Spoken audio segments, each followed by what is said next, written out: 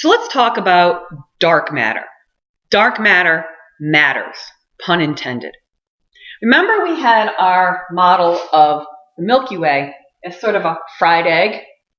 So here we had the spiral arms, the disk, here we have the central bulge, and here we have the globular clusters and the old halo stars. Now, where do you think most of the mass of the galaxy is? Well, doesn't it make sense that it should be where we see the most stuff? So most of the mass of the galaxy should be heaviest here in the center, because that's where we see a lot more stuff. Makes sense, right? Does it remind you of anything where we have most of the mass in the center and then most of the other stuff is sort of flat and spread out? That's right, the solar system. Most of the mass of the solar system is in the middle, in the sun. And the planets orbit around the sun, and then you can think of the halo here as the Oort cloud where comets are.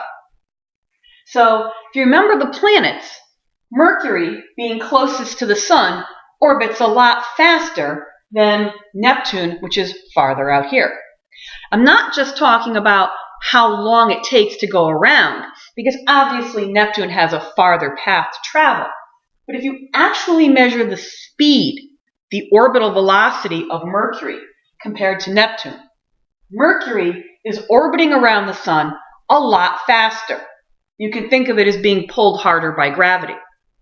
So, if we were to plot this for our solar system, distance away from the sun versus how fast the planets were orbiting the sun, we would get Mercury very close to the sun, orbiting very fast. The Earth farther out, orbiting not as fast. Jupiter further out, orbiting slower. Neptune further out, orbiting very slow. If we connect those points, see how it drops off like that? That's called a Keplerian rotation curve.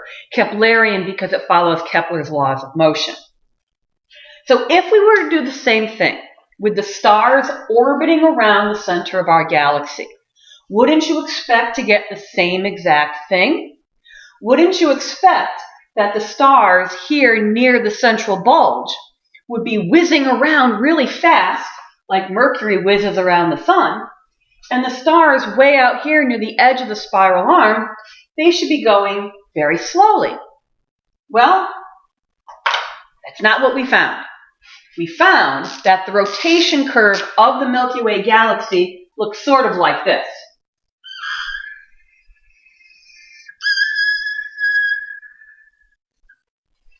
Now, even with my bad drawing, I hope you can see that this is not the same as this. It's not even close. All these stars out here in the disk, they're all orbiting at about the exact same speed. One of two things has to be true. Either the laws of physics have to be changed, or we were wrong in assuming that most of the mass of the galaxy is in the center. But that's where we see the most stuff, right? It made perfect sense to assume that most of the stuff in the galaxy was in the center of the galaxy because that's where we see the most stuff. But what this means is that most of the mass of the galaxy is not only not here, but most of the mass of the galaxy is actually invisible. That's why we call it dark matter, because you cannot see it with any wavelength of light. You can't see it in visible light, in X-rays, in radio, in microwaves, in anything. It does not give off light. It is some form of particle.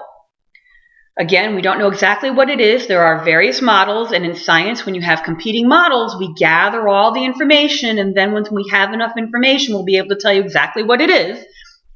But dark matter is some sort of subatomic particle that does not give off any form of light whatsoever. It is not made of planets. It is not made of dead stars. It is not made of black holes. Right? Other than that, I can't tell you too much more about it. We don't know. But we know that there are several times more dark matter in our galaxy than there is visible matter.